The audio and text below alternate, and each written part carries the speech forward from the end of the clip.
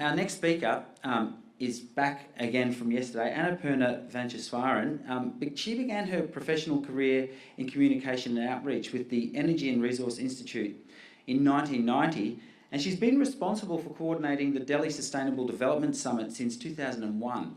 Now that summit is now recognised as a critical forum for global issues, and it has attracted participation from heads of governments, Nobel laureates, corporate leaders, as well as ministerial level representation from around the world.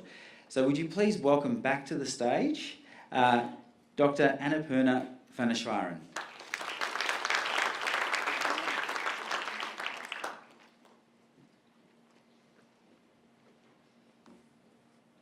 Well, it'll take some time for me to get my voice back after the last presentation. Thank you, Tim. Thank you, Richard, for a fantastic morning presentation. But before I start, is this?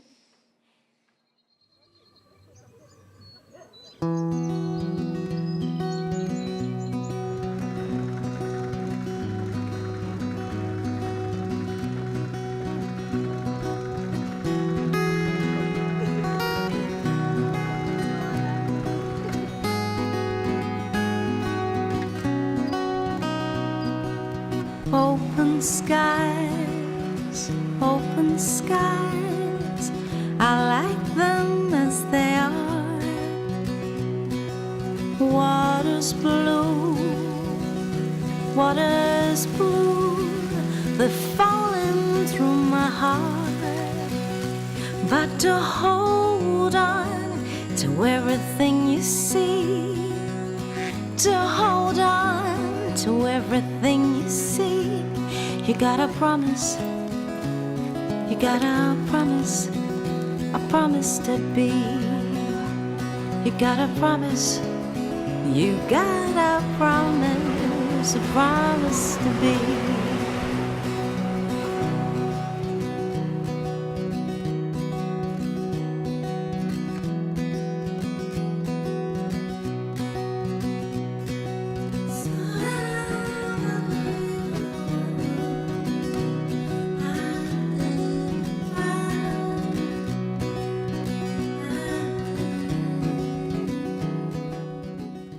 Thank you.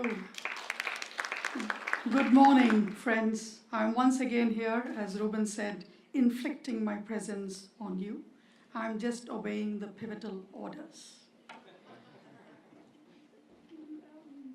Today we were given the topic, the challenges that we face, and particularly some of the major milestones or the 2015 defining goals that are going to be set in September and later on in COP21, the climate change deliberations that are going to happen. The world is going to have a new order, hopefully a constructive order by the end of this year. So I just wanted to run through some of the key milestones that we have with us so that you all understand from the developing country and the developed country perspective, what are the different changes that are going to be looking at, constructive changes that are going to happen.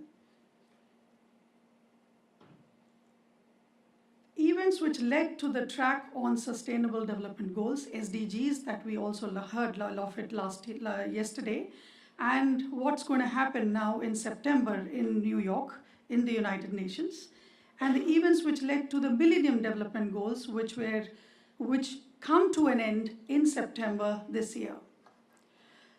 We just heard Tim talk about the United Nations Conference on Human Development, but that was the Rio +20, Rio 1992, which he went for, which he was quite unhappy about it, but all started in 1972 in Stockholm in Sweden, where people started looking at the environment seriously. And the institution where I come from was born in 1974. And just in the wake of this environment discussion that was happening, I'll give you the story of where I come from and what we do a little later. But looking at this, while in the 1990s, the United Nations became they started driving the detailings of what the environment should be and what is sustainable development. And of course, there were 4 conferences on women, I wanted to bring that out. And of course, the United Nations Conference on Environment and Development, which was unsaid, was very much said afterwards. It was called UNCED, which was unsaid, but it was a very telling conference. In 1992, which Tim talked about, was in Rio, the first major conference where the world came together and talked about sustainability, sustainable development goals.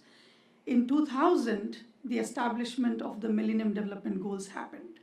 I will be coming to you as to what went wrong with the last 15 years in terms of the goals when I'm trying to talk to you about the SDGs. And this is very important because this negotiation in September, where more than 190 countries who are going to come together, this is going to be an important thing because we learn from our failures. And MDGs were not successful. It was a failure, and we hope that the next 15 years, our sustainable development goals that we set become successful. 2002, the World Summit on Sustainable Development, that was 10 years post-Rio. And in 2010, the high-level plenary meeting of the General Assembly on MDGs met and found that the Millennium Development Goals were really not working, and we needed to do something more about it. And that's when, in Rio Plus 20, the actual discussion started on sustainable development goals. The outcome document of the 2010 high-level plenary meeting of the General Assembly on the MDGs initiated a thinking of a post-2015 agenda, but we had to wait for 5 years. And hence, this came to the Sustainable Development Goals, and here we got the Millennium Development Goals.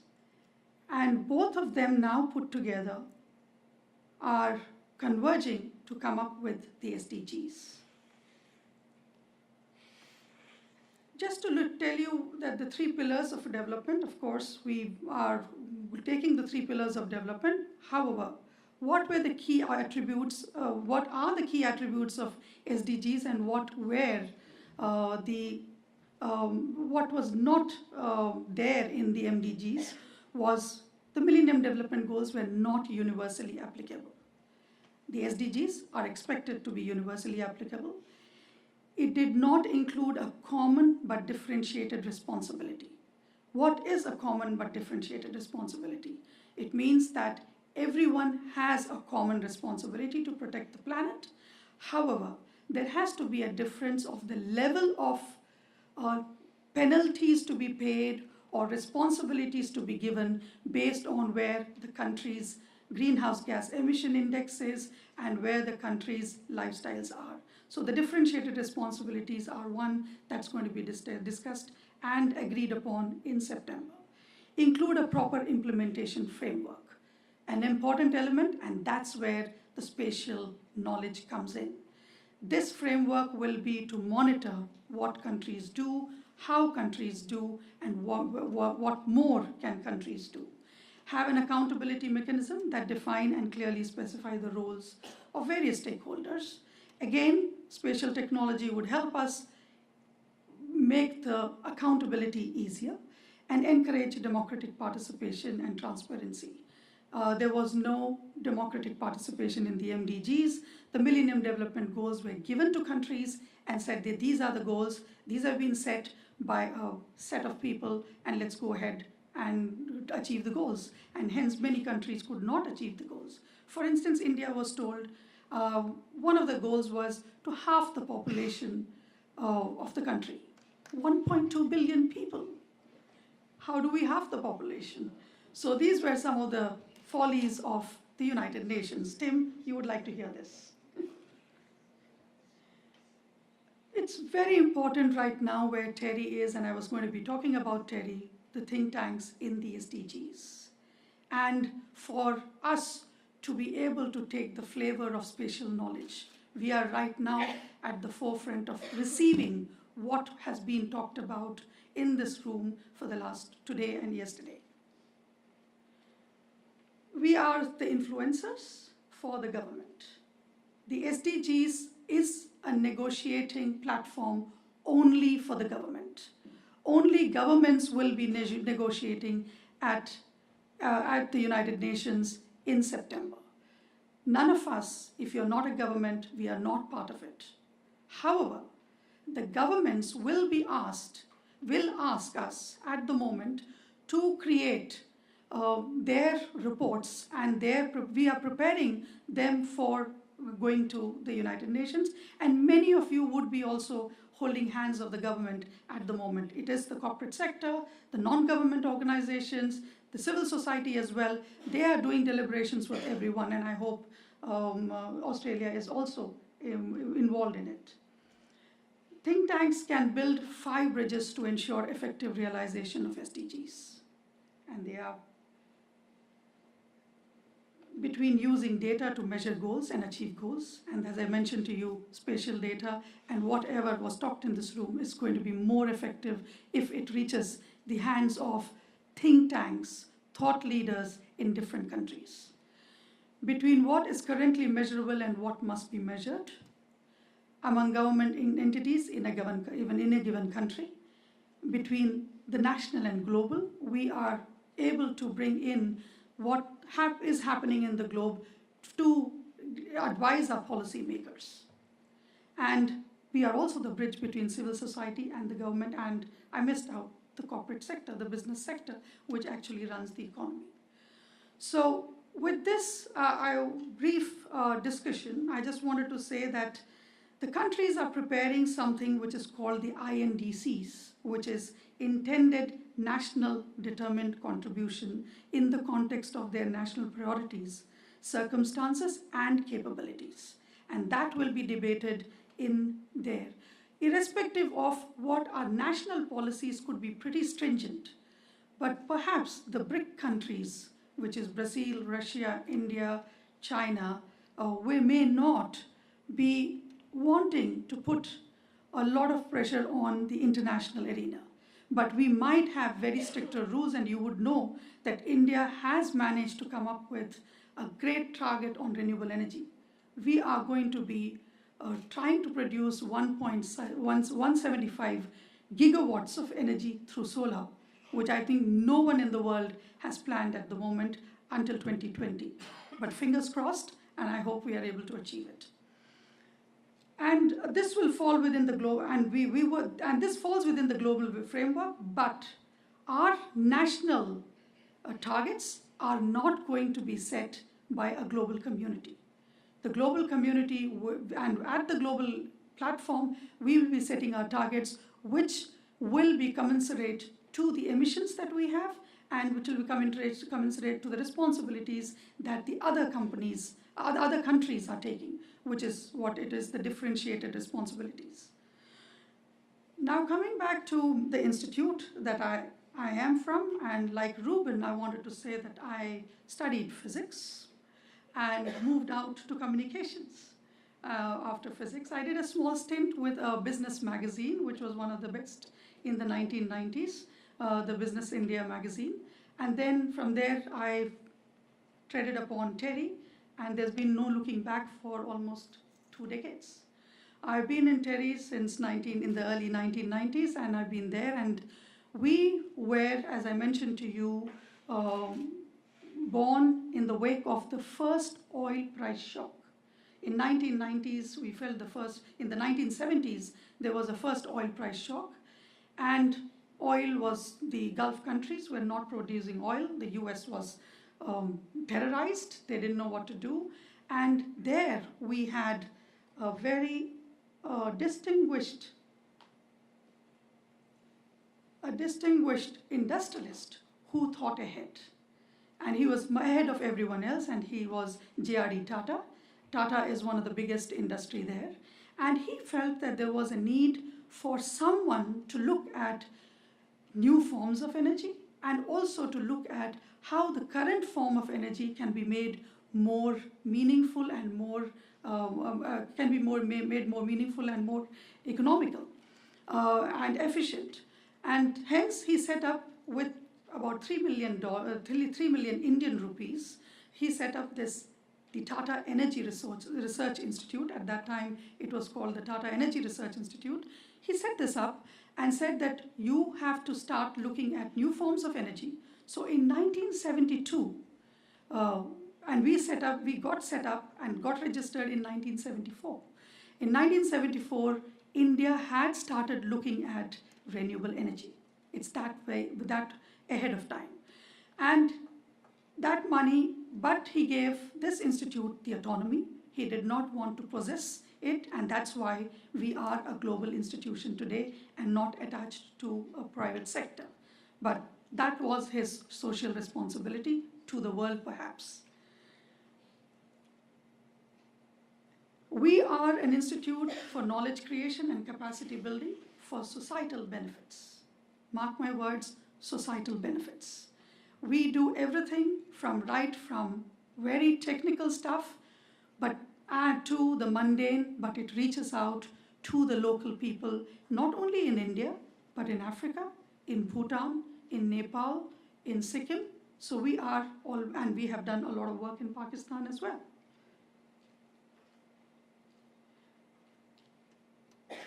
This is almost a 5-star building in Terry, which is about 32 kilometers from where we are. And this is a training complex. This training complex is an absolutely green building. It does not use the electricity grid of the state. It runs on renewable energy. It's like a 5-star, like the Ridges Hotel, or better perhaps, but it does not use the normal electricity or any power from the local grid. Everything is generated within the complex, and and it uses it to the most efficient forms. A normal building of this size will require 270 kilowatts of energy. This building uses 1/3, 90 kilowatts of energy. Again, we are talking about spatial information, but passive space conditioning is indigenous knowledge. People who have been living in caves in the 18th and the 17th century had this knowledge. Cave has the same technology as the passive technology space conditioning that we have. 4 meters below the ground, the temperature remains constant. So we have in Delhi temperatures ranging from 3 degrees in winters to 48 to 50 degrees in summers. 4 meters below the ground, the temperature remains 24, 25, the most optimum temperature that you want to live in. Perhaps some countries want to have cooler mediums, but I think 24, 25 is the best temperature that one can live in. And we traverse ambient air into the tunnel. It goes through the tunnel, around the building, and the heat or the cool dissipates into the walls of the tunnel, and you end up getting 24 degrees centigrade into the rooms, and the rooms are either air cooled or air warmed. This is one of the biggest technologies that were used by indigenous knowledge, but now in the 21st century being put to use. The water that comes out of it gets aerated, and it's been used for plants, and that's because of another plant that works like this, works on it, is the phragmites.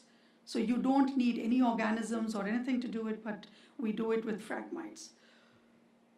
This building is also a smart building. It can shut off or start any of the required energy when it wants to.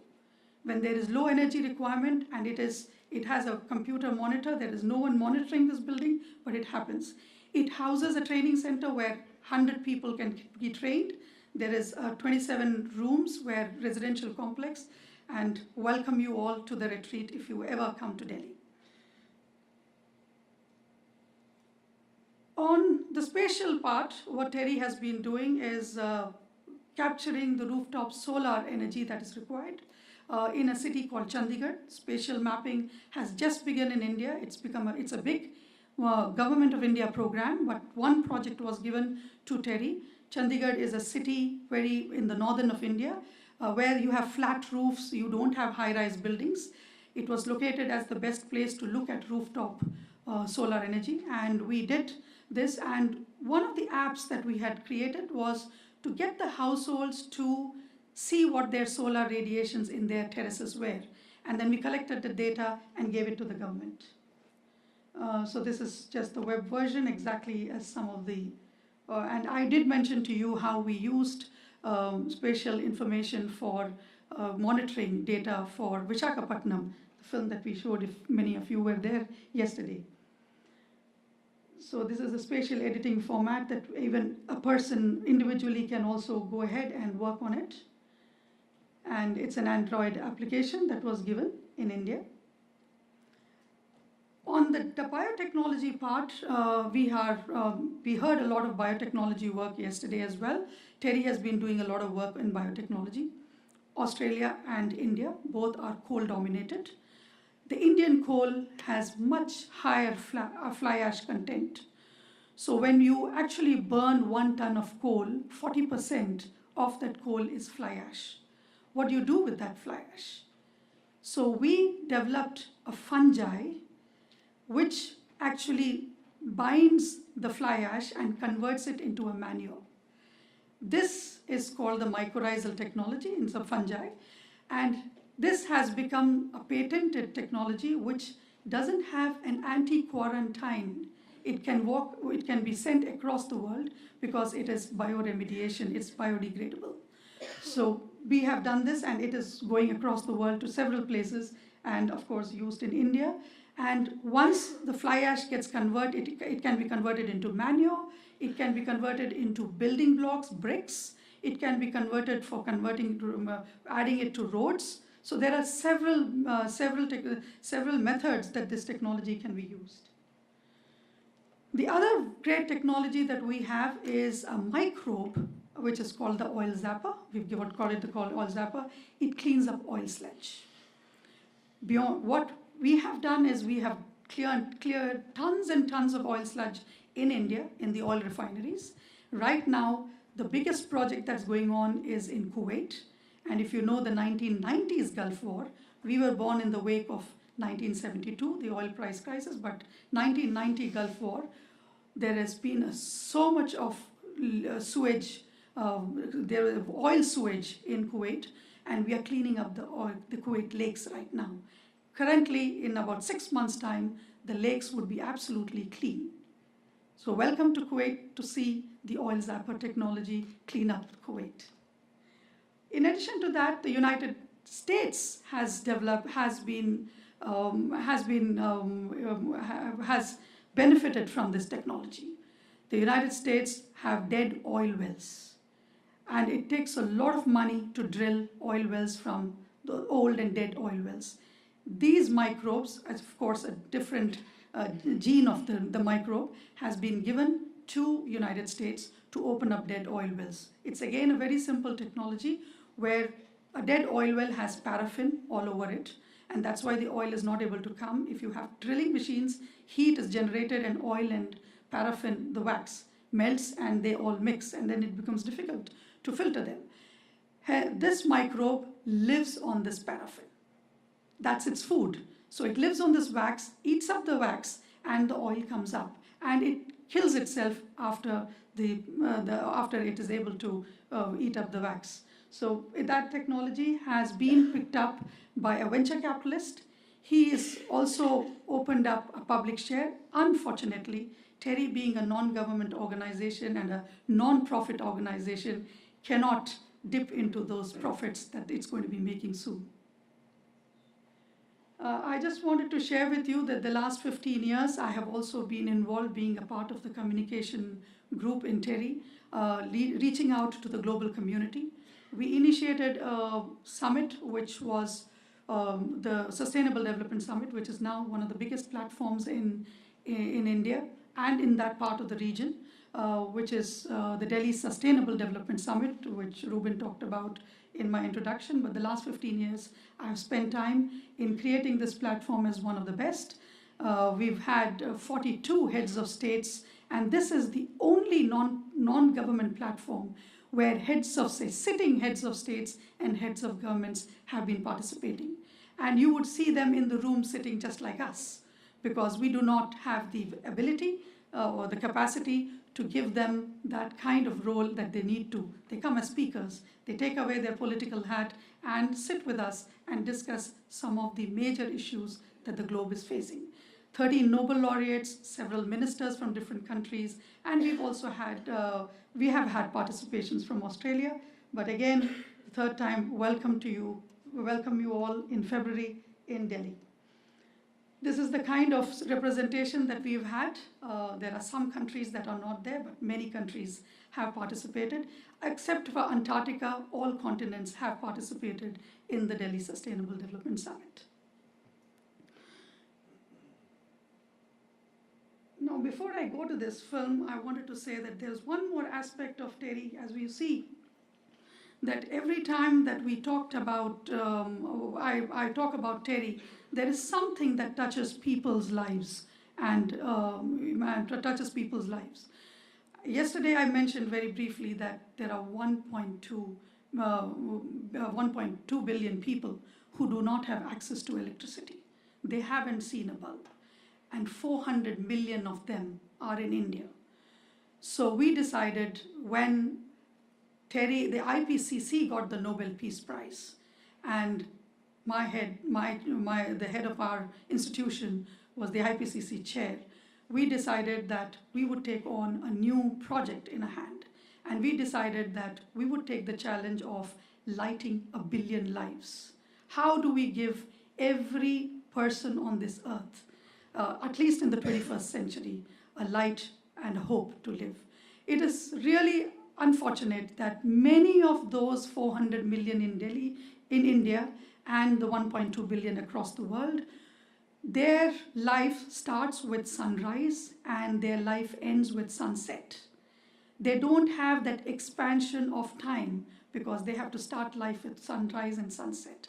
Hence, their livelihood opportunities gets reduced, education becomes reduced. So there are a lot of social issues that come away when you do not have light. The other part is the similar amount of people who have cook stoves which are inefficient. In fact, there is a statistics which says that an ordinary rural woman in India smokes equivalent to 40 cigarettes a day, and from the age of 7, because she starts cooking at the age of 7. Being born a woman in India still, in some parts, is still a curse. So she starts working from 7 to, maybe she lives till about 60. She smokes 40 cigarettes a day, and that's because she sits in front of that inefficient cook stove. We people have several ways of, in our kitchen, several things. We have a hot water boiler, we've got a gas burner, we've got an oven, we've got a microwave, but we are unable to give an efficient cook stove to those rural people, and there are almost 1 million people across the world. So the solar energy that is set up is in an entrepreneurial model. It is not given to them free of cost. Women in rural villages are picked up and asked to build capacity and capabilities among them to set up these charging stations over their huts. They charge this, they have 50 charging stations. They charge the solar lanterns during the daytime and hire it out in the night. This is much better than using the kerosene lamps. They are currently, for lighting purposes, they use kerosene lamp, which is also, again, not smoke-free and also dangerous because several children die because of the kerosene lamp. When it falls, it has a glass shielding, and the kerosene is very inflammable. So you have a lot of deaths. And of course, it is an expensive fuel. So the replacement of that was the solar lantern that we thought of. And what we have developed with it is the chulas that they have, which is the cook stoves as they call it. What they do is to fan the fuel, the fire. They have to inhale the smoke or blow the smoke out, which is done through solar energy now. And they have now inefficient cook stoves. So with this, I would like to leave behind a story of how we are changing lives. Right now, just about 3 million, but we would reach the 1 billion point very soon.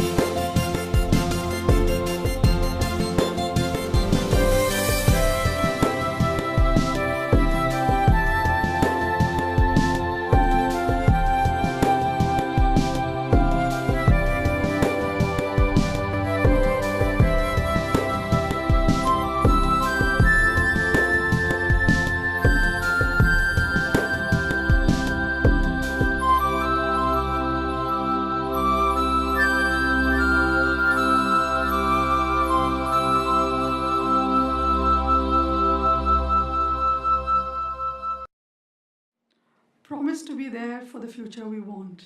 Thank you.